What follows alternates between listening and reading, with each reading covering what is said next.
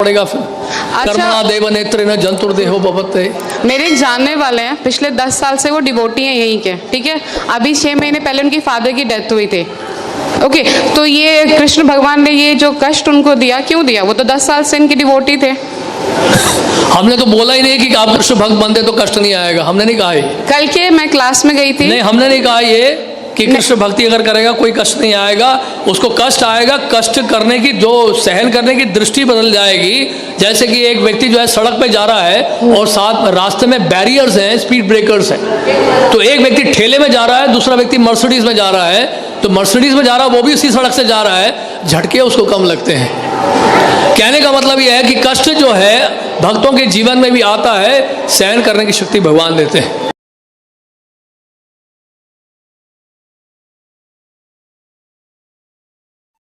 अपनात्माओं, किसी भी संत ऋषि की आप थ्योरी देखो, अपना अनुभव देखो,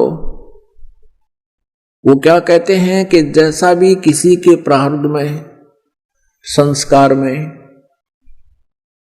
लिखा हुआ है वो तो उसे भोगना ही पड़ेगा।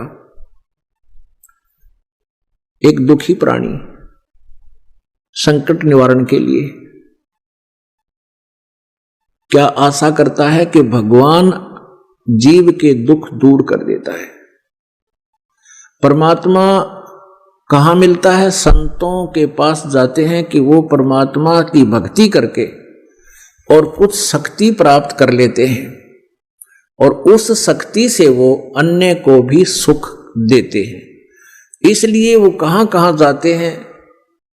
कोई ऋषि के पास, जंतर मंतर करने वाले के पास, कोई झाड़ फूक करने वाले के पास, और या किसी साधु संत के शिष्य भी बनकर जैसे वो बताते हैं वो साधनाएं करते हैं।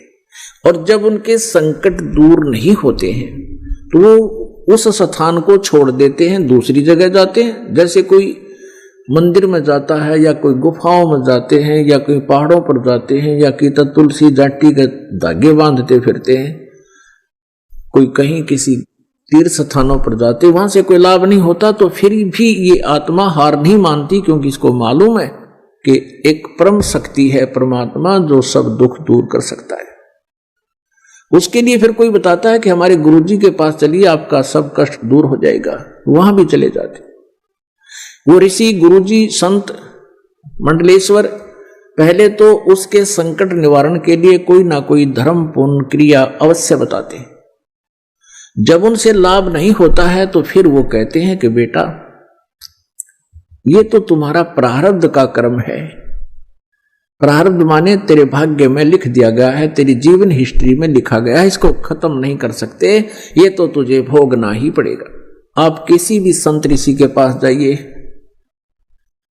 वर्तमान में भी यही सिद्धांत है उन लोगों का। वो कह देते हैं कि देखो कर्म तो तुमने भोगना ही पड़ेगा, कर्म का दंड दुख जो है तुम्हें भोगना ही पड़ेगा। भक्ति करो, आगे जीवन सुखी हो जाएगा। भले पुरुषों, किसी के पैर में कांटा लगा हो और वो किसी से कहे कि देखो मेरे पैर में पीड़ा हो रही है, कांटा लग के गहरा चला गया, टूट गया, अंदर घुस गया, दिखाई नहीं दे रहा बाहर से, तो जानकार व्यक्ति देखकर बता देता है कि तेरे पैर में कांटा लगा है, जिस कारण से तुझे ऐसा है, पीड़ा हो रही है। अब वो व्यक्ति ये कहे कि कांटा तो मैं निकाल नहीं सकता, कांटा तो ये निकल नहीं सकता, अब तू जूता पहन ले, आगे कांटा नहीं लगेगा, आगे कांटा नहीं लगेगा। क्या ये संभव है? कांटा लगे पैर में जूता कभी नहीं पहना जा सकता। कांटा निकले, पीड़ा नष्ट हो, फिर जूता पहनेगा वो व्यक्ति, इस डर से पहनेगा कि कहीं फिर जूता निकाल दिया और जूता ना पहना तो फिर से वो पीड़ा ना हो जाए, कांटा ना लग जाए।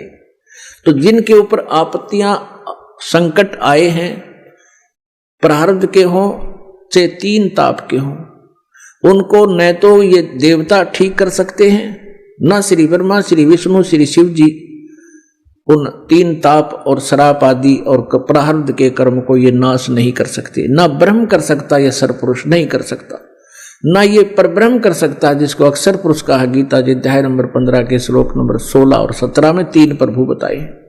सरपुरुष और अक्षर पुरुष भी नहीं कर सकता, केवल परम अक्षर ब्रह्म, परम अक्षर पुरुष कबीर देव आपके उस प्रारब्ध के कर्म को भी नाश कर सकता है, पाप का नाश कर सकता है। मासा घटे न तिल बधे, बिदना लिखे जो लेख, साचा सतगुरु मेट कर भाई ऊपर मार दे मेघ। अब सच्चा सतगुरु यानी देखो यहां नकली सतगुरुओं की कमी नहीं, उनके पास ये जड़ी नहीं, वो पावर नहीं, और परमेश्वर भी स्वयं आते हैं, वो ऋषि संत के रूप में यहां प्रकट होते हैं, उस समय सतगुरु रूप में ही होते हैं वो, और वो हमारे प्रारब्ध के पाप का दंड का नाश करके हमें सदा के लिए सुखी कर देते हैं, फॉरएवर नष्ट कर देते हैं उस किस्मत में लिखे हुए दुख को। तुम कौन राम का जपते जापम, तात गुड नयतीनु तापम। तुम किन भगवानों की भक्ति करते हो जिनसे तुम्हारे ये 3 ताप भी नष्ट नहीं हुए, तुम्हारे दुख भी दूर नहीं हुए। अपनात्मा वो परमात्मा कबीर देव है, कबीर साहब है।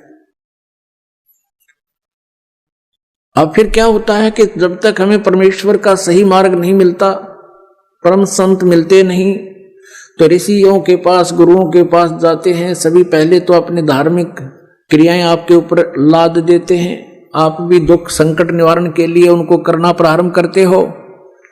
अंत में वे आपको ये जवाब दे देते हैं कि ये तुम्हारे प्रारब्ध में लिखा है, ये तो भोगना पड़ेगा। और उदाहरण देते हैं, जैसे भगवान विष्णु को श्राप दिया था नारद जी ने कि तू एक जीवन मेरे की तरह पत्नी के वियोग में बिताएगा, और वो दंड, वो श्राप, वो नारद जी के द्वारा दिया गया श्राप, श्री विष्णु जी अपना भी श्राप नाश नहीं कर सके, उसको भी उन्होंने भोगना पड़ा। श्री रामचंद्र रूप में राजा दशरथ के घर जन्म हुआ, विवाह हुआ, विवाह होते ही वनवास हुआ, वनवास से 2 वर्ष के बाद ही सीता का अपहरण हुआ और लंका में निवास हुआ। बहुत समय तक वहां युद्ध हुआ, उसके बाद सीता जी को वापस लाए। 1 वर्ष 2 वर्ष के बाद सीता जी को फिर निष्कासित कर दिया। आजीवन श्री राम और श्री सीता जी कभी इकट्ठे नहीं रह सके, बच्चे कहीं आप कहीं, वो प्राणी सुखी नहीं हो सकता। भले ही श्री रामचंद्र जी अयोध्या के राजा थे, लेकिन आप कहीं और पत्नी कहीं, बच्चे कहीं, तो वो जीव सुखी नहीं हो सकता।